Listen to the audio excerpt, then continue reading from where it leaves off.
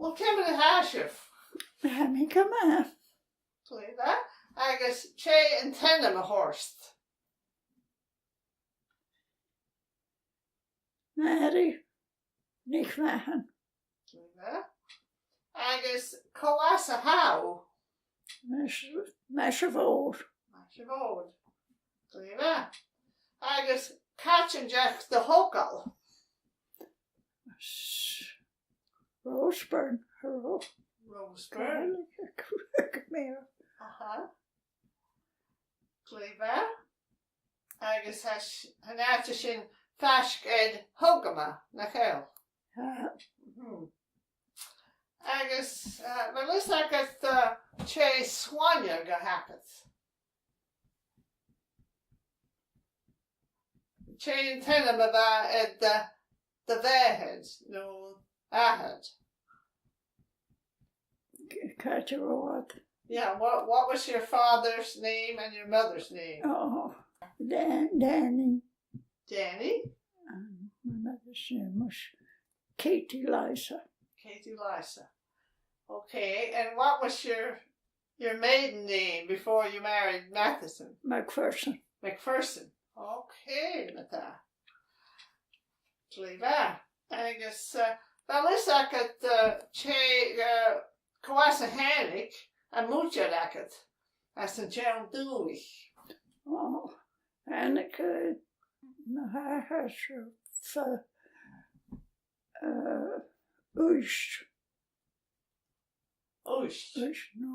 North Uist. Okay, a second. Gléidheadh.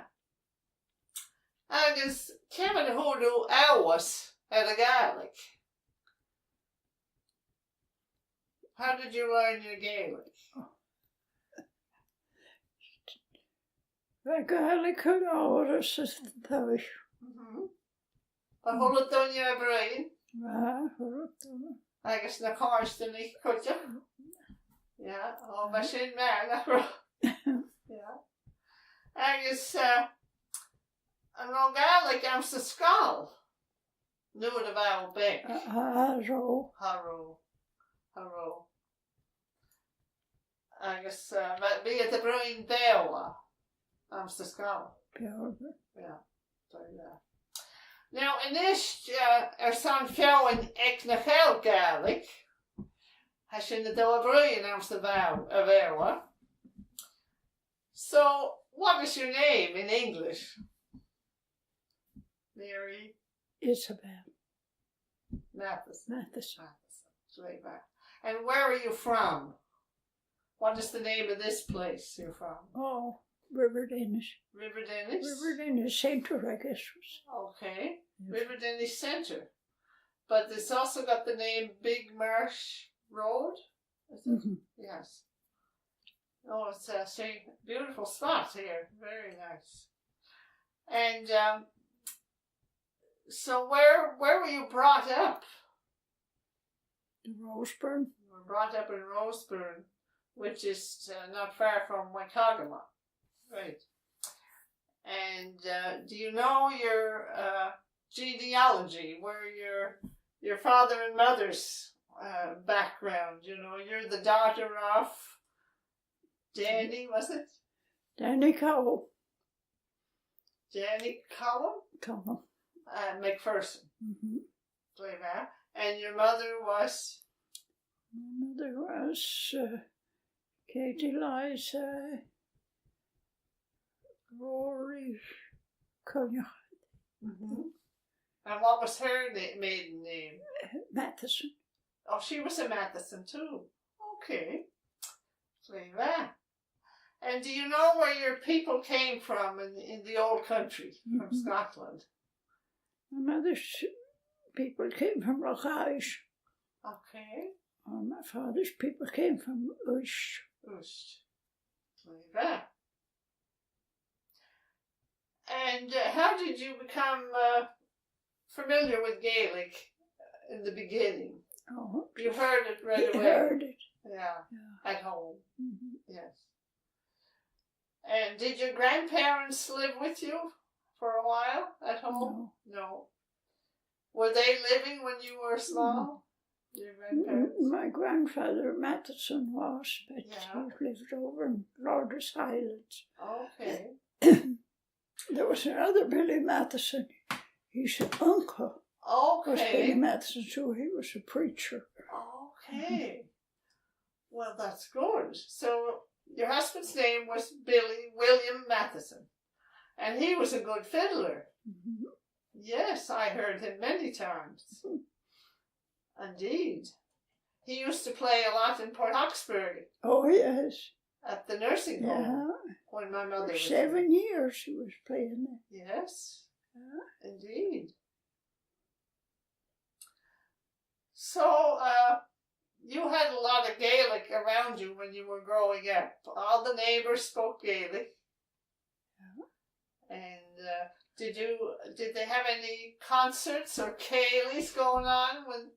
Not really. No, not like today. There's so many concerts going on. But there was house ceilidhs. People went visiting. Oh yes, people were visiting all the time. Yeah. Usually on Sunday afternoon was a time for. Yes. Yeah. I remember days Sunday afternoon when I'd be hoping nobody else would come. Oh, yes. There were so many. There were so many. Yeah. And if I had to do this outside work too, sometimes. Yes. Oh, yes, there was a lot of work to do. Inside and out. Yes, there was. Yeah. Well, Gaelic the Brahadan or Pewhadan? Do your sisters and brothers speak Gaelic? One brother. You have one brother?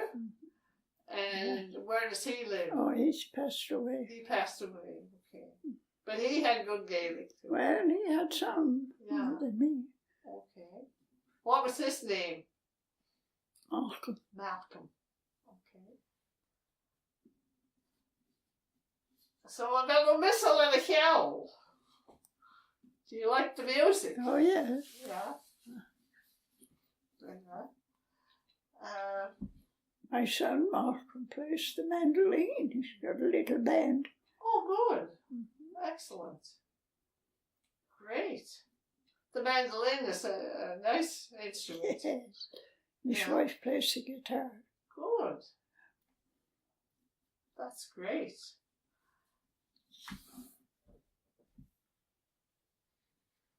So, is Gléidheadh and some B. Me and after Shaw, no. What's and B? Do you know any Gaelic stories in Gaelic about this area, or growing up, or anything at all that you can think of? Do you have a story you'd like to share? What kind of mail delivery did you have years ago? Oh, better than we have today. Yes. Huey was the mail driver for most of the time. Huey, what's his name? Red Huey. Oh, Red Huey. MacKinnon? Yeah. Okay. And he delivered the mail where? Oh, he just delivered the mail bags to the little post offices. Yes. There was a post office at Churchville, there was a post office at Soapstone, one at Kewstoke, and one at Roseburn. Okay. And their own at Dunakin. But the MacKinnons, like where Malcolm MacKinnon and them came from, they got their mail from Brook Village. Okay. And they had their own post office. The post office was Rosedale there. And they used to drive the mail. I remember Johnny McClellan's wife driving the mail from there. And then the last years, there were so few people left there that they just combined the Dunakin and the Rosedale together. Okay. Mm-hmm. So the post office was in Dunakin at Red Huey's. At Red Huey's. Huey Peter MacKinnon. Huey Peter. Now, do you remember Angus the Piper? Campbell? Oh, yes. And Mary Ann? Yes, indeed. I was at their house a couple of times. Yes, right in Dunakin. Yeah. Now, Mary Ann would be my grand-aunt. Oh, really? She was a Campbell Yes, yes. from Upper Glencoe. Oh, yeah. Yeah. Really? Oh, you know, that's where your Yeah. mother was. Yeah, my father's mother was Isabel Uh-huh. Campbell. Yeah. Yeah, and we were often over to Johnny McClelland's place. Yeah. Yeah, Kendra Mackenzie bought that place. Yes, I wonder if she still has it. I don't know. I think she was trying to sell it. Yeah. We were out there, the historical group were out there a couple of times. Yes. Had a party, I bet you that was the only time there was a dance in the whole house there. Oh, yeah. Yeah. Now, that house used to be owned by Jonathan MacKinnon. No, No? Jonathan Where did had he a live? little house. He had a small house Yeah, on that on property. that property. Okay. I don't know what happened to it. Now, he's quite a famous fellow, that Jonathan MacKinnon. Yes, indeed. Tell us what you know about him. What do you know about him? Well, he published the only Gaelic newspaper Yes. here, and he, oh gee, I was reading about him the other day. I got papers Yeah. galore about him. But I got so many papers that when I want one, I can't Yeah. find it. And he had a printing press. He had a printing press. In Dunakin, didn't he? Well, I think mostly in Sydney. Sydney, but I think there were parts of the printing And, press. oh yes, up in I Dunakin. suppose. And him and his brother Don, then they bought a place in Wakagama, a little shop, and they had a printing place there. And Jonathan was very going with the Gaelic there Yes. in Wakagama. Okay. And That was quite a thing when you think of it in those days, yeah. to be able to do that. Oh, yes, he was smart. But I was telling them one night that when we were going to school, I don't know what grade I was in, probably 2 or 3, but Catherine Poole was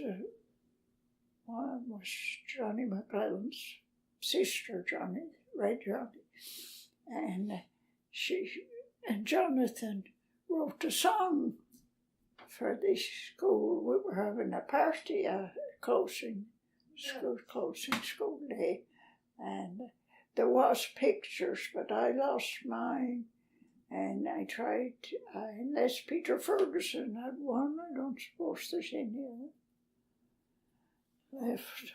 Yeah. So he wrote a song? Check Breton. Oh. So you know some of that Oh, song? that was the song he wrote, but he wrote just a poem for us. For the school? Well, I guess it was. I guess you could sing it too. Yeah. There was a Gaelic verse in it, but for the last we close our school, our work is done, our books are laid away, vacation time has now begun, and we get off to play.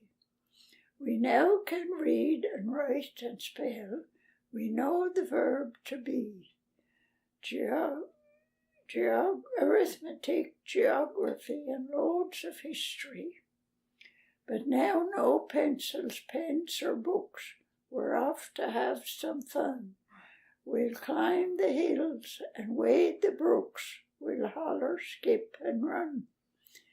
The next verse was all Gaelic, but I don't know what it was. But then it said, it was through the air of Auld Lang Syne. Okay. And then the last was, for Auld Lang Syne, my dear, for Auld Lang Syne, a Shargun Crescent Erin Tea, my face at Skye Mountain. So this was Jonathan MacKinnon's sister, was it? That Niece. was teaching, or his niece? Yeah. That was teaching you. Mm-hmm. Okay.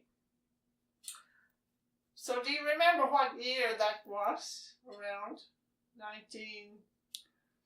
I'd say 32 or 3. 1932. Okay. Great. And that was at the little schoolhouse in Roseburn. In Roseburn. It was at the crossroads. Yeah. Is that schoolhouse still standing? I don't know. I think it probably Might have fell. been down, yeah. Can't see it from the road now with the bushes. Yeah, that's what happens. Now I understand you have another good story about an old lady that couldn't speak any English, that she had only Gaelic, and that she wanted to vote at the election. Oh, God. Can you tell us that story? Well, she had some English, but not too much, but she came to vote, and she said she wanted an open vote. And they explained to her that she could go in the booth and somebody would go with her, the clerk or one of the workers, and she would tell them who to vote. And okay, whoever it was got up to go. She got up, she said, "Hamisha leis na grits."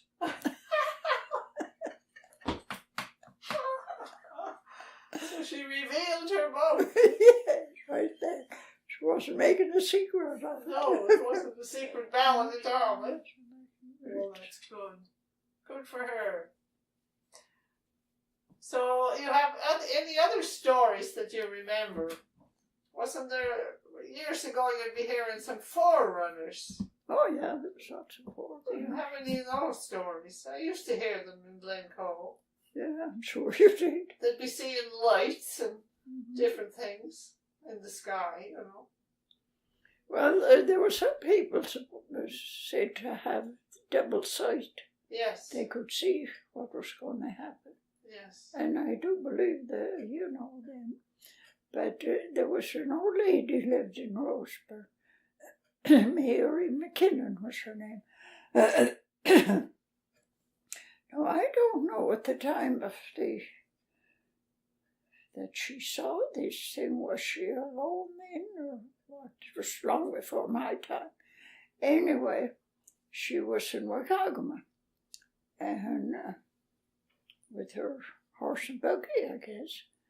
And she came home, and she told them that she saw a carriage in the air. Oh. And this was, you know, that was what you call the wagon thing, the carriage. Yeah. She saw a carriage in the air, and some of them were laughing at her, but there was some saying she saw something because she wouldn't. And she told where she saw it, and that was all right. She said it went across above her and disappeared towards the mountain. Okay. And I don't know if you've been up Roseburn Road or Yeah. the road up to, well, of course you were, up by, Skye Mountain. yeah.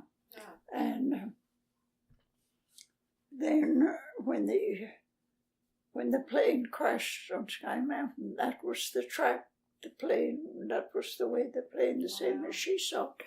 So I believed, and some of the other old people believed, Yes. truly, that that's what she saw. I know. That was, I remember hearing that about that plane crash. Yeah. That was around Cool. 1939 or something No, like that, it was 42. 42. Okay. Yeah, Well, we have a February- relic of our February 4th, I think it was, February the 4th, 1942. 1942. That was during the war years. Oh yes, that's Yeah. the planes were all over the place. Yeah, There was another one crashed on Rose Mountain, yeah. a smaller one, but they didn't get killed there. No. They just, Was there people killed on the Skye Mountain? oh yes, there was one survived. There was 2 killed. Oh, wow. Anyway, I had the names of them, but of course I left it at home and it disappeared. Where were they from, do you know? One was from the States, from San Francisco, I think. Yeah.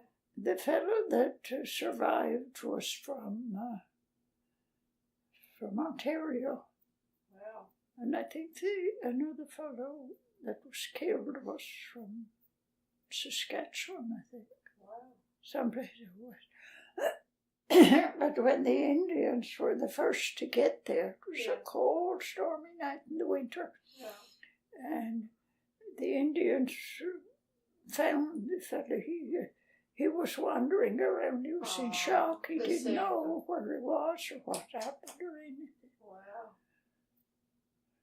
And of course, I suppose he had to walk down the mountain. And somebody had a little sleigh.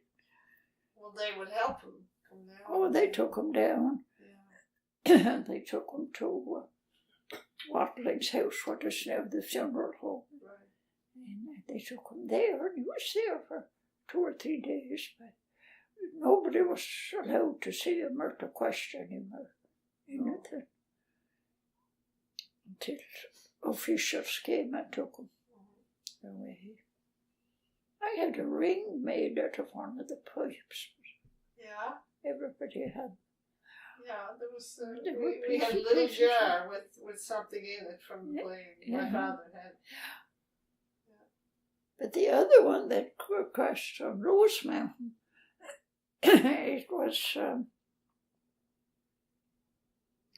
don't know, they were going crazy around. They'd be down almost between the house and the barn, and fly in every direction, going so near the houses. They had a story that one took the hat off somebody. They would blow his hat off. But, yeah, they were. But they too, MacKinnon, well,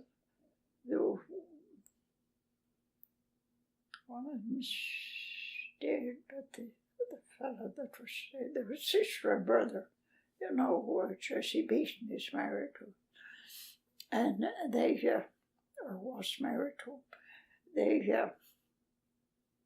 took them home to the house. Before, of course, there'd be no telephones up there till somebody would go down to notify people. They were in the house playing cards with the family when the authorities came. Wow. Claire Austin from Skye Glen took the remains of that plane with the horses and sleighs down the mountain.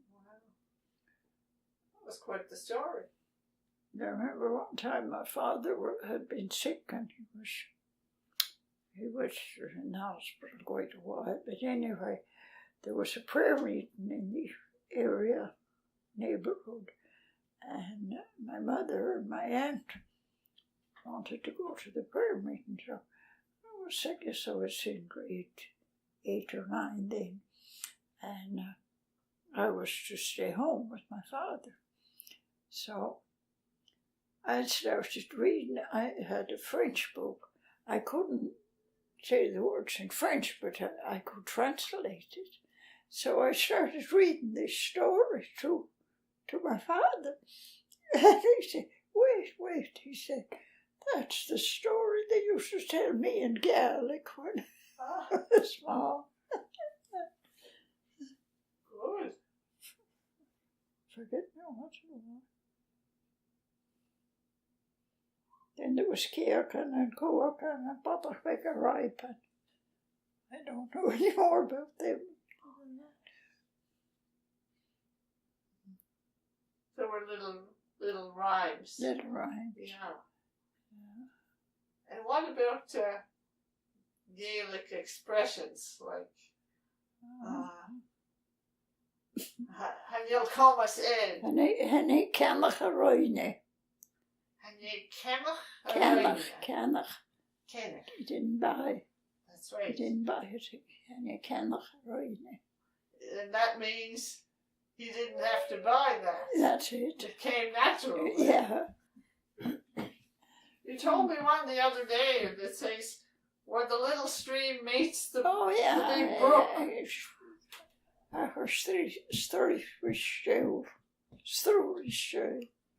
So how does it go again? Hachar, Sruth. Risteall. Hachad through Steall. With stew. A little brook met a big one. Yes. And sen ara Hannig and the walk. That was on this person came. It was, I think, probably made for somebody that was poor or a girl that went away and came back all spruced up. Okay. And they say, well, she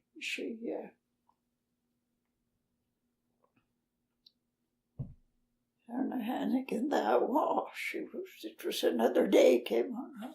Hannig and the walk. So not a Hannig and the walk. And my whole hooker. My whole hooker. And what does that mean? Yeah, what well, if that's it, that's okay. My hooker, it means. My hooker. If it is, let it be. If it is, so be it. Yeah. Yeah, let it be. Oh, that's a good one. My hooker. My hooker.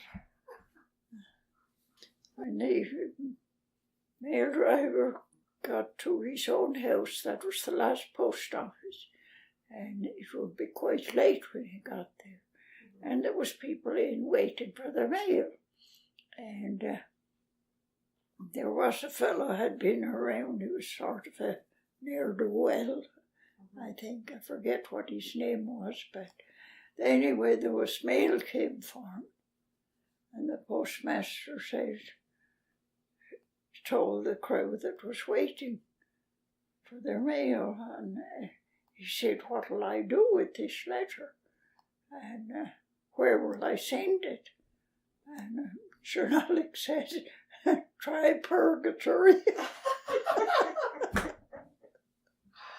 Oh, that was a good one. And that was Alec McMillan. Yes. Oh my goodness. So he used to come down the mountain to No, that post office. This was at the post office was on top of the mountain. On top of the mountain. In Dunakin? Yeah. Okay. Last of the And of the route. Okay. Well, that was pretty witty. Wasn't it? Oh my goodness. So we were talking about picnics and milling frolics. Do you remember the last time you were at a milling frolic? No, 2 years ago. Okay. Where at? In Wickagama. Yes. They have good ones in Wickagama. Ah, yeah. When Billy used to entertain, we used to go to a lot of things. Yes. Went to a lot of things in Ione and Washabuck. Yes. And Christmas Island? Christmas Island? No, we never went in to play at Christmas Island. No. But we got to know a lot of the Iona fellas like Roddy McNeil and Maxie. Poor Maxie is gone. Yes. But we got down to his wake. Yeah. Roddy's still living. Yes. Yeah. Good Gaelic singer, Roddy. Oh, yes. Yeah. Good. They'd always be so glad to see me at the Miller Frolics. I know. I couldn't sing, but I'd be there. Do you have a favourite song? Do you have a favourite Gaelic song? Oh, do you know, I like them all. You like them all? They're all good. I heard one on the radio last night. Stephen, he me Vaughan, Father Vaughan. Oh, yes. That's a great song. Yeah. Yeah. Collie used to sing it. In fact, they sang it at Collie's funeral. Oh, yeah? McIntosh. Collie McIntosh. Uh-huh. Now, who was he? He was just a man who lived down Valley Mills. Uh-huh. He was a good singer, though. Was he? Yeah. Yeah. And he sang Gaelic songs? Oh, yes. He Oh, did. yeah. Collie McIntosh. Yeah. Amen. So there'd be dances around too. You went to a few dances in your day. Oh, not very many. There wasn't many dances. Well, there was no place only in the schools. Yes. And usually the young fellows got overindulging and start fighting, and that was the end of the day. That was the end of the dance for a long time. And you'd have to walk quite a distance sometimes. Well, we walked to Mary Stewart's shower. Yes, that was up at... That was up in Maple Hill School. Okay. And Mary Stewart was Johnny Stewart's daughter? Daughter. From Glencoe. Yeah. Yeah. And she married a Burton from Cape North. Right.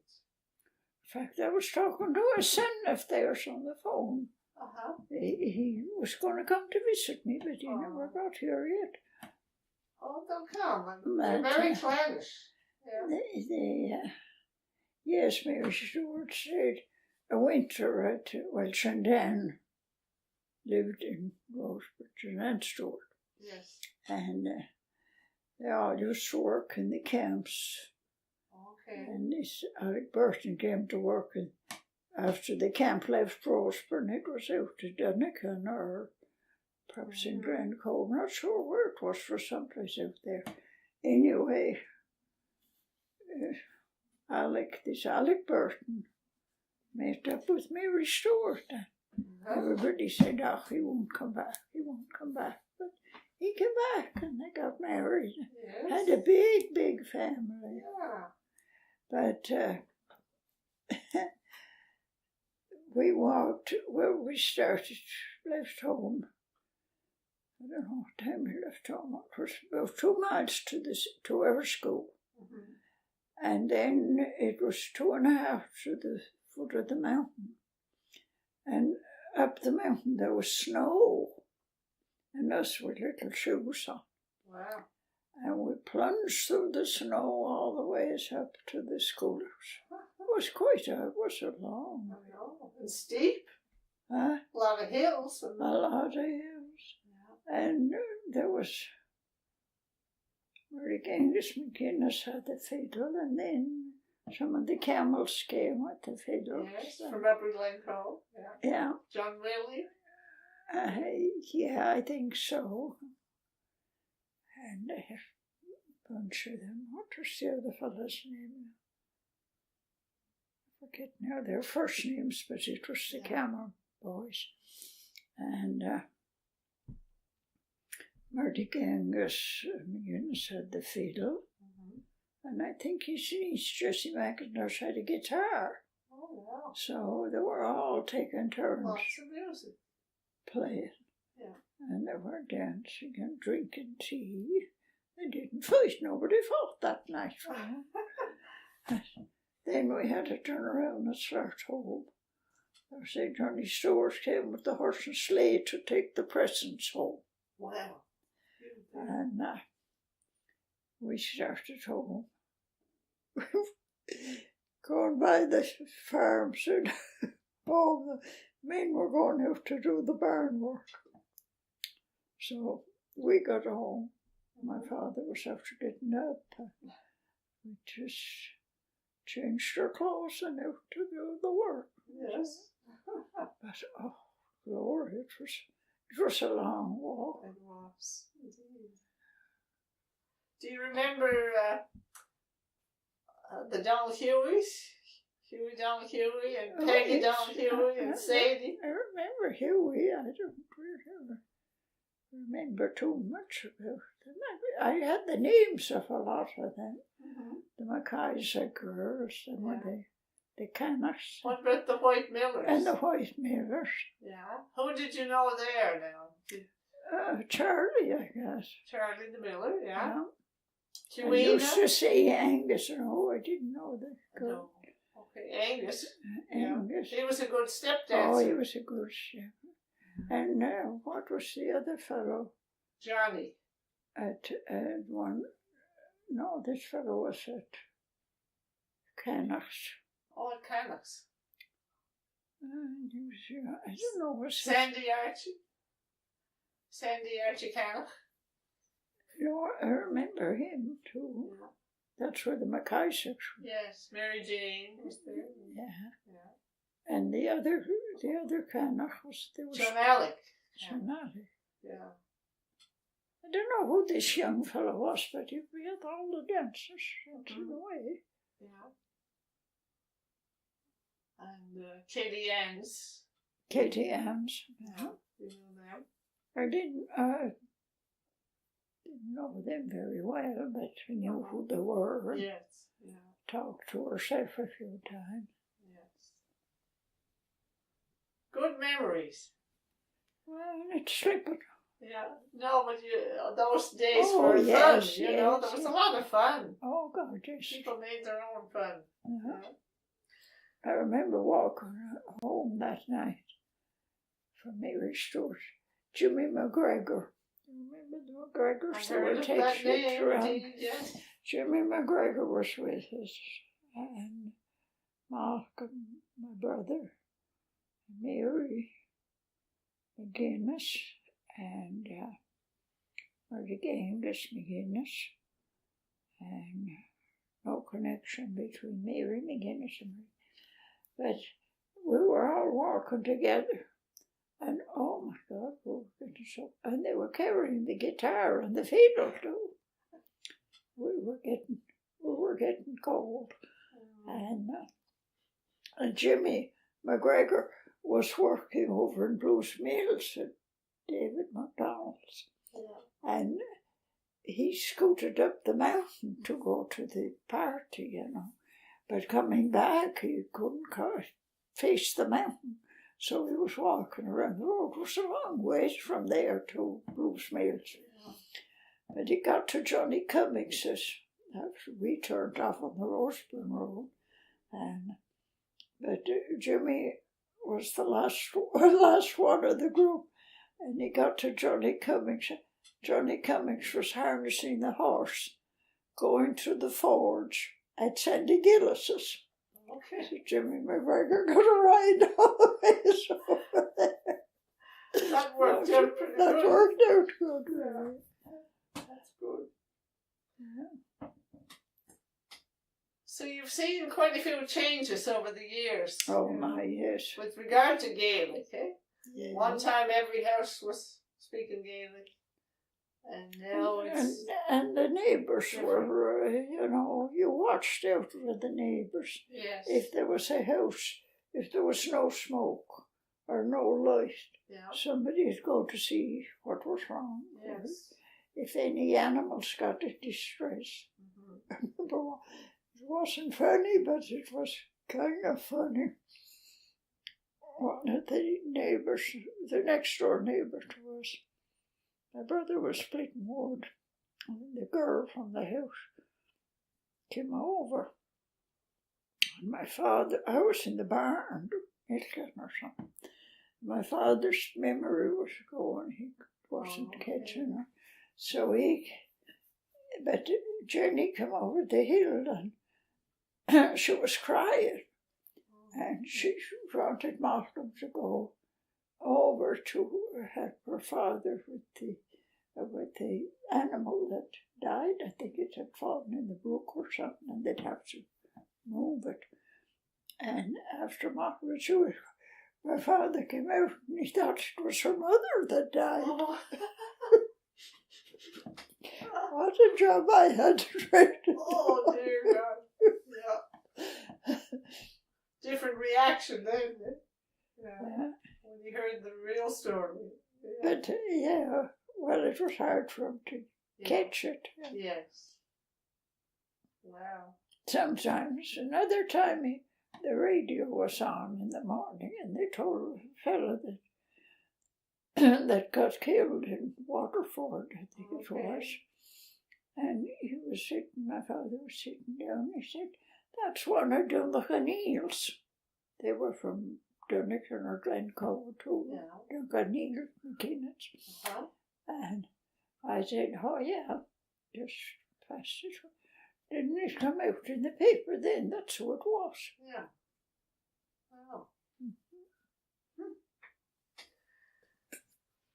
one night, my brother had a truck, and one night I had gone to bed when he came home, but sometimes he'd come into the room to talk to me, and he told me about they were driving around himself and another fellow, and they drove up in on what we call the Barren Road. It was not much traffic on it, hardly any. It was a branch road off the Kewstoke Road going up Dunakin. Yeah. And he said, we drove in there and we were parking there. I suppose they had girls. They didn't mention girls, but anyway, they were in there. And he said he heard this strange noise. And he heard like a car. And then he heard chains rattling. And he heard somebody driving horses and hollering at the horses and the chains rattling. And he said, I don't know what it was, but it wasn't good. So that was, I think it was a year or 2 years after that. Dr. MacLeod in Waikagama went off the bridge on this road. Wow. And died there, whether he drowned or was killed, I don't know. But Malcolm then had been diagnosed with diabetes, and he was going to Waikagama to see the doctor, so he was ready to go with the horse and sleigh. But he got down to the end of the Roseburn Road and he met Don John MacDonald. And Don John had this story, there was a crash up at the Barren Bridge. So Malcolm took Don John in the sleigh and they went up. And he said, when he came home, he said, I heard the same noise I heard that other night there. They had the team of horses from the camp, Buddhist camp. They had the team of horses, it was Dunakin MacPherson from Glencoe Mills that had them. And they had hitched the horses to the car to pull it out of the water. And this was the hollering and driving up the horses. And the chains rattled. Mm-hmm. So that was a sure, it could be. It was a sad day for everybody. Yes. Yeah. Yeah. But the bridge was so rotten and the railings couldn't breathe on them, they'd fall off. But did they fix the bridge after that? Well, when they were through hauling the lumber, they put a new bridge in. Mm-hmm. They didn't want to hurt it with the hauling the lumber across. Well, that's quite a story. Way back. My brother was visiting a house, and the old lady was there, had very little English. Yeah. She talked Gaelic, and Malcolm mentioned in the meeting, I guess the girl at the house was making tea, and there was different people in, and Malcolm said no, the old lady came over to Malcolm and she said, what were they saying? And Malcolm told her they took the ration off the tea. Oh. And a ration of a tea. Oh, she was so happy. She went to the cupboard. She got the tea package and she shook it into the teapot. Celebrating the news. She was going to have a good cup of tea at last. Yes. There was a lot of little funny things like that. Yeah. And do you have any stories about picking berries up on the mountain? Did you go picking blueberries up all summer. All summer.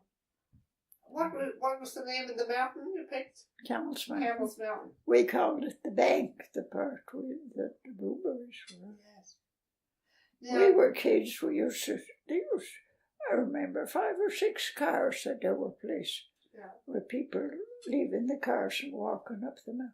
Yeah. We'd go showing them the way up the mountain. Yes. Get a quarter, perhaps, or 10 cents, run back Wow. down, there'd be another car or two come, go up again. Good. When we figured they were all there, we'd stay up. And you picked yourself? Oh, sometimes. Would you pick a whole bucket full in a day? Oh, if you could pick, yes. I remember Martin going one day, he took the 2 milk buckets. Yeah. And he went after dinner. And I said, well, you'll have to be home because for the milk. Yeah. The milk. Okay, he said. He went. He was back before milk time. The 2, and they were big buckets. Yes. Big. Wow. He The filled 2 them. buckets filled to the top. Wow. Did you ever see the bear up there when you were No, big? there was no bears. No, No? nothing to bother us. Good. No.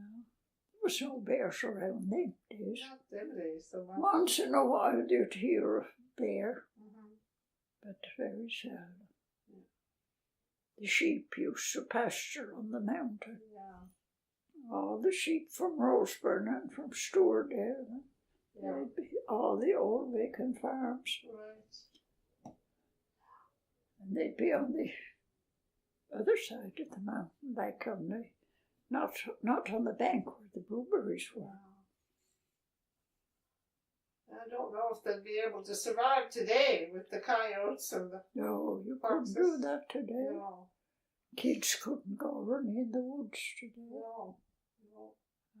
Different story today. So, what kind of a future do you see for Gaelic in the years to come? Well, it won't be the same. No, because things change. Yeah. Yeah, but there's a lot of people trying to learn Gaelic these Yes, days. but they're learning the book Gaelic, not what the old people had. Mhm. And there's a lot of different words. Yeah, expressions. Yeah, it was so natural for the old people. Oh, yes, because that's what they grew up with. Yeah. That's right. Oh, and I heard a lot of it. Do you have any advice for people that are learning it? Well, keep on trying. Yes. What you do. Don't give up. No, I came across the other day upstairs a scribbler that my daughter had when she was going to school in Waikaga, and she took Gaelic one year. Okay. The teacher from Amber was coming over, Yes. and I'm going to take a while studying that. Well, it was good though. Good to expose her to the Gaelic. Yeah. Because our ancestors, that's some of the reason they came over to this country was to save the their Gaelic, language yeah. and their culture and all that. Mhm. They went through a lot to get here. Yeah. So, would you like to add anything else today before we end the interview? Do you have any other thoughts you want to share with people about things we should be mindful of? It's a very special language, Gaelic. Oh, yes. And it's even nicer when it's sung. Oh, yeah. Yeah. But you can tell the difference between a new singer, Yeah. you know, like somebody that didn't know Gaelic Yeah. singing and somebody that, Yes. It's bound to be a little different. yes, Yeah. it's a little different. But Mahama Hopper. Yeah, thank you for those good sayings you had I today. wish I had more. I Very had nice. more, but I can't think of. Yeah. Well, I'd like to thank you now on behalf of the Gaelic College for participating in this interview today, and I'm sure your stories will be enjoyed for years to come. Well, anyway, tackle at the least, more than thank. Thanks again for Thank you. your time and Thank you for listening. Oh, you're very welcome. Vision the brain, at least. I mean,